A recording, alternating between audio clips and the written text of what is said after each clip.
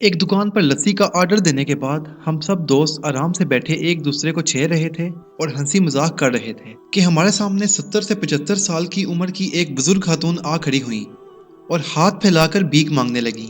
ان کی کمر جھکی ہوئی تھی، بھوک چہرے کی جھریوں میں تیر رہی تھی، آنکھیں اندر ہی اندر دنسی ہوئی تھیں لیکن جاندار تھیں۔ انہیں دیکھ کر پتہ نہیں میرے ذہن میں کیا آیا کہ میں نے جیب میں سکے نکالنے کے لیے جو ہاتھ ڈالا تھا اسے واپس کھینچتے ہوئے پوچھا، دادی آپ لسی پئیں گی؟ اس بات پر دادی تو کم حیران ہوئی لیکن میرے دوست زیادہ، کیونکہ اگر میں انہیں پیسے دیتا تو صرف 5 یا 10 روپے دیتا، لیکن لسی کا گلاس 120 روپے کا تھا۔ اس لیے میرے لسی پی کر غریب ہونے اور اس بوڑھی دادی کے دھوکے سے امیر ہونے کے امکانات بہت بڑھ گئے۔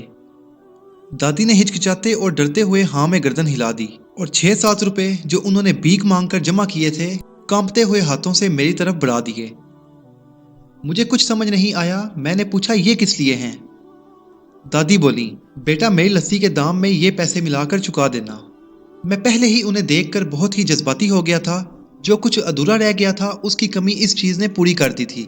اس غریب خاتون کی خودداری دیکھ کر میری آنکھیں نم ہو گئیں، میری آواز بیٹھ گئی۔ بڑی مشکل سے میں نے دکاندار کو لسی کا گلاس لانے کو کہا، وہ اپنے پیسے دے کر پاس ہی زمین پر بیٹھ گئیں۔ اب مجھے اپنی بے بسی کا احساس ہوا، کیونکہ وہاں پہ موجود دکاندار میرے دوست اور بہت سے دوسرے گاہکوں کی وجہ سے انہیں کرسی پر بیٹھنے کے لیے نہیں کہہ سکتا تھا۔ مجھے ڈر تھا کہ کہیں کوئی ٹوک نہ دے، ایسا نہ ہو کہ کسی غریب بیکارن عورت کو اپنے پاس بٹھانے پر لوگوں کو یا دکاندار کو اعتراض ہو۔ لیکن جس کرسی پر میں بیٹھا تھا وہ مجھے کاٹ رہی تھی۔ جیسے ہی گلاس میں بڑی لسی ہم سب دوستوں اور بوڑھی دادی کے ہاتھ میں آئی، میں کرسی سے اٹھا اور اس بوڑھی دادی کے پاس بیٹھ گیا، اور یہ میرا اٹل فیصلہ تھا، کیونکہ میں ایسا کرنے کے لیے آزاد تھا اور اس پر کوئی اعتراض بھی نہیں کر سکتا تھا۔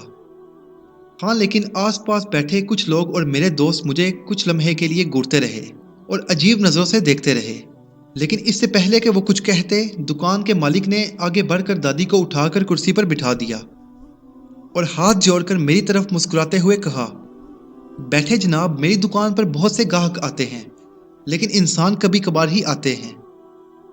دکاندار کے کہنے پر میں اور بوڑھی دادی کرسی پر بیٹھ گئے۔